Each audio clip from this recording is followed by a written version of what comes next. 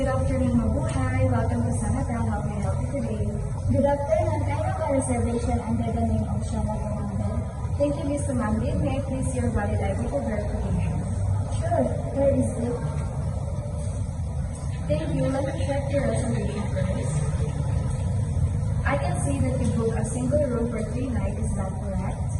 Yes, that's correct.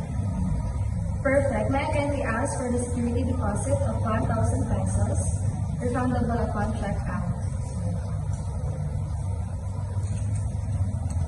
Thank you. Here's your room key card. It's room 201 on the second floor. Breakfast is served from 6 a.m. to 10 a.m. at our restaurant on the ground floor. If you need any assistance, please dial 0 from your room code. Gotcha, thank you. You're most welcome. Enjoy your stay at San Hotel.